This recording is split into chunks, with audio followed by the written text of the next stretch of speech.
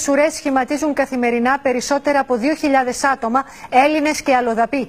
Περνάνε από το ισόγειο στην οδό Ευρυπίδου 10 στο κέντρο της Αθήνας για να πάρουν ένα πακέτο με 4 γκοφρέτες που μοιράζει γνωστή φιλανθρωπική οργάνωση. Το ρεπορτάζ είναι του Κώστα Καζακόπουλου. Οι ουρές που σχηματίζονται καθημερινά από τον Ιούνιο στην οδό Ευρυπίδου τραβάνε την προσοχή των περαστικών. Έλληνες και αλλοδαποί, μετανάστες και πρόσφυγες περιμένουν υπομονετικά για ένα πακέτο με γκοφρέτες σοκολάτας που προσφέρει το φιλανθρωπικό ίδρυμα Στέλιος Χατζιωάννου. Έρχομαι γιατί δεν έχω τα απαιτούμενα χρήματα. Αναγκάζομαι να πάω από εδώ από εκεί να μαζέψω ό,τι μας δώσουν εδώ οι άνθρωποι για να ζήσουμε. Είναι η τέταρτη φορά που έχουμε έρθει.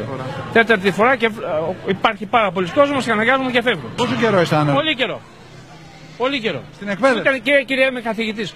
Τους λες 3 ευρώ την ώρα και δεν έχει ο κόσμος ούτε 3 ευρώ την ώρα. Για ιδιαίτερο. Περισσότερα από 2.000 άτομα περνάνε καθημερινά από εδώ στην οδό Ευρυπίδου 10 για να πάρουν 4 συσκευασμένες γκοφρέτες. Το Ίδρυμα δραστηριοποιείται σε 25 σημεία, εκ των οποίων 6 βρίσκονται στην Κύπρο. Εδώ έχουμε 2 με 2.500 άτομα κάθε μέρα και επί ολικής βάσεως έχουμε 20 με 25.000 φαγητό σε πακέτα κάθε μέρα. Και γιατί είναι γκοφρέτες? Είμαστε στην πρώτη γραμμή των επάρξεων εναντίον της πείνας και πρέπει να παίρνει ο κόσμος κάτι το οποίο να διατηρείται, να μην έχει ανάγκη ψυγείου και να μην έχει ανάγκη και κουζίνας. Κάποιοι αντιμετωπίζουν πιο αισιόδοξα την κατάσταση και επισημαίνουν την ανάγκη να βρουν μια δουλειά. Ευχαριστούμε.